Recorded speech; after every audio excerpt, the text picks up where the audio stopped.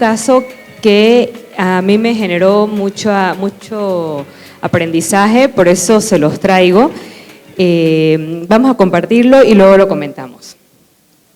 Entonces llega una paciente de 54 años con diabetes, con una opacidad básicamente subcapsular posterior 3 cruces, con una muy mala agudeza visual secundaria a la misma, por lo tanto se decide operar e implantar un lente monofocal, una técnica totalmente habitual, sin ninguna complicación. Estamos felices, salimos del quirófano todos contentos y llegamos, la única cosa que podemos comentar acá es que se le colocó vancomicina en cámara anterior como antibiótico. En el hospital donde yo me formé se les colocaba a todos los pacientes por rutina, vancomicina 0,1%, en 1 miligramo en 0,1% de ml de rutina, y nunca habíamos tenido ningún problema, ¿no?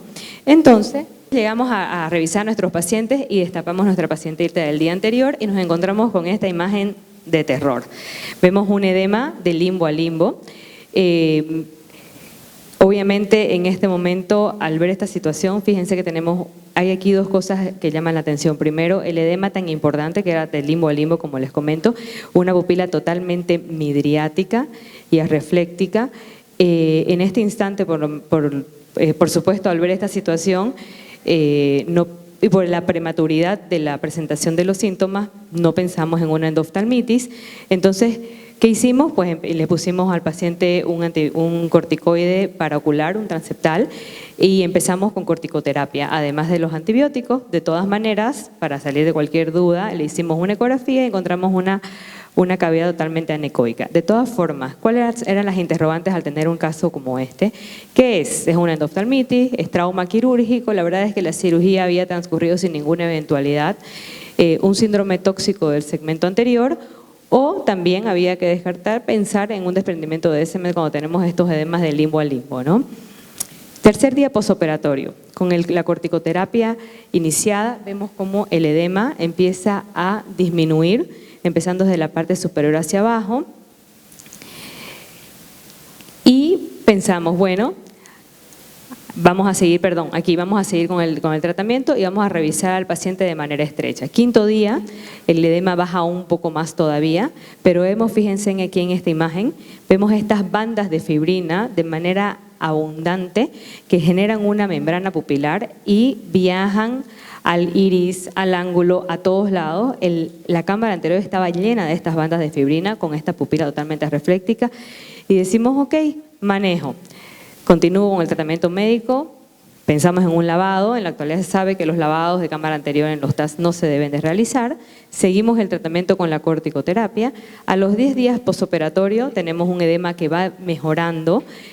La pupila sigue totalmente arrefléctica, midriática, y las bandas de fibrina, por supuesto, vean, aquí están, esto no es la córnea, son todas las bandas de fibrina en la cámara anterior. Seguimos revisando al paciente de manera estrecha y entonces, doctora, me duele el ojo. 8 días postoperatorio, la paciente llega con una presión de 40 milímetros de mercurio, la córnea un poco más transparente. Le hacemos una gonioscopía y vemos que tiene el ángulo totalmente cerrado por estas bandas de fibrina 360 grados. Se comenta con el departamento de glaucoma y por supuesto se decide un implante de válvula de Amet. Y ahí vamos, fíjense la cantidad de fibrina enorme. La vuelvo a revisar y me dice, doctora, antes de la cirugía de la válvula, me duele y no veo.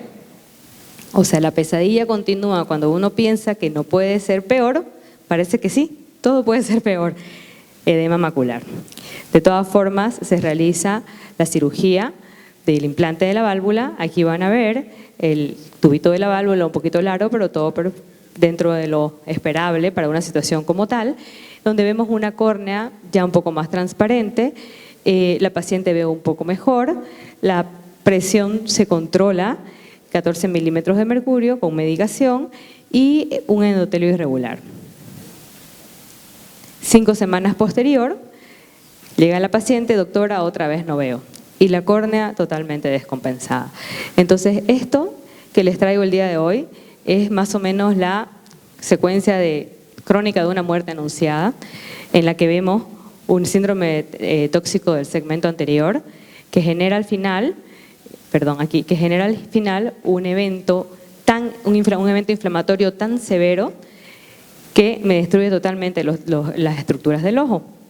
Aquí está la descripción del síndrome tóxico del segmento anterior, que fue escrito en 1992. También ya existe lo que se llama el TEX, que en realidad se enfoca más a un síndrome tóxico de las células endoteliales, que esto es donde una sustancia ingresa al ojo y me genera una inflamación tan intensa que determina una toxicidad celular y un daño de los tejidos intraoculares. Los síntomas son visión borrosa, dolor ocular leve, ojo rojo, como vimos, pero empiezan en las primeras 24 horas del posoperatorio. Nosotros destapamos un paciente y tenemos un paciente muy, muy inflamado. Como vieron en todas las fotos clínicas, se limita solo al segmento anterior y los cultivos son negativos. Esto es importante cuando nosotros empezamos con el tratamiento con corticoides y el paciente mejora, tenemos más certeza de que es un síndrome tóxico del segmento anterior. Pero si tenemos un paciente que con los esteroides empeora, aún con cultivos negativos, debemos de tratarlos con una endoftalmitis. Tenemos las características a la exploración física, hipopión o fibrina, que son uno de los datos de severidad. La fibrina en cámara anterior y la pupila arrefléctica son los datos de severidad, edema corneal que es de limbo a limbo.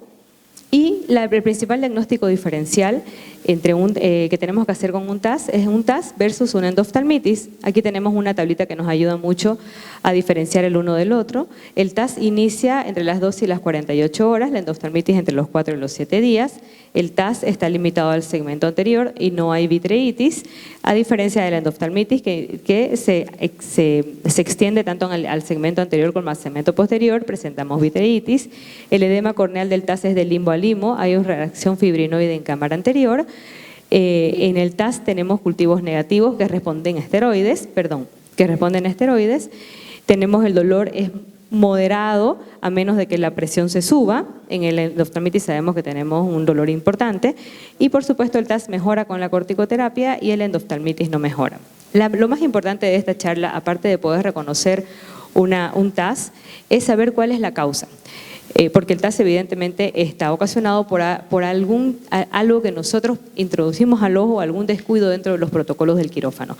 Las sustancias que me pueden generar el TAS pueden ser sustancias de uso extraocular como antisépticos y ungüentos o los pegamentos de fibrina, sustancias asociadas a procedimientos quirúrgicos como lo son los anestésicos, antibióticos, solución salina balanceadas con osmolaridad o pH no compatible con los tejidos intraoculares, viscoelástico desnaturalizados, mitomicina C, lentes intraoculares, azultripán, adrenalina con conservantes. Tenemos que estar muy pendientes de que cualquier cosa que nosotros no tengamos una estricta necesidad de introducir a la cámara anterior, mejor es evitarla y tener mucho cuidado con los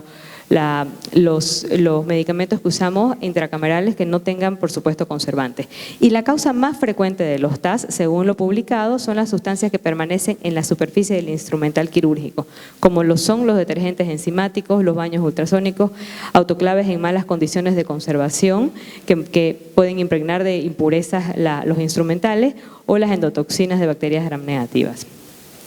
Cuando hablamos del TEX, de acá se manifiesta como un edema corneal secundario a una lisis de las uniones endoteliales que ocasiona una pérdida en la función de barrera y está más limitado a la córnea. Son edemas corneales que no responden o terminan en una descompensación corneal sin tener esa reacción fibrinoide ni arreflexia de la pupila tan importante, o sea, sin daño tanto daño del segmento del resto del segmento anterior. El manejo está enfocado en disminuir la inflamación, aun cuando el agente tóxico a veces genera una inflamación tan importante que aún los tratamientos antiinflamatorios, como en este caso, no son suficientes. Entonces los pasos son descartar una endoftalmitis primero, luego empezar la corticoterapia y revisar al paciente de manera estrecha. Ya no tengo tiempo, me voy a pasar a la última parte, perdón. Bueno, aquí tenemos las fotos del paciente y lo que les quería comentar es dentro de los artículos más importantes concluyen control estricto del quirófano, revisión sistemática de los protocolos y los diagnósticos. Generalmente esto es subdiagnosticado porque no se reportan. Entonces a estos pacientes cuyos podemos hacer diagnóstico tenemos que darles un seguimiento y saber qué es lo que sucedió. Generalmente se dan por brotes que hubo un descuido en el quirófano ese día y varios pacientes estuvieron así. Y en este caso en particular que yo les traigo, fue un paciente que evidentemente fue el único paciente en ese día del quirófano al que le sucedió esto, entonces era un poquito difícil buscar. Estuvimos como Sherlock Holmes tratando de encontrar sí o sí la causa, porque evidentemente el paciente fue un paciente cuyo ojo pues prácticamente terminó con un pronóstico visual muy malo, y al final, dentro de tanto investigar en este caso en particular, lo que sucedió fue que la pieza de irrigación-aspiración se puso al Sidex para esterilizar y no se enjuagó antes de pasármela. Entonces justamente aquí tenemos este artículo en el que vemos, que los síndromes tóxicos del segmento anterior secundarios a glutaraaldehído terminan el 100% en un trasplante de córnea, porque el daño y la toxicidad a nivel del segmento es muy importante. Eso es lo que les traigo el día de hoy. Yo sé que no es un caso hermosísimo de mostrar, pero sí creo que es muy educativo. Muchas gracias.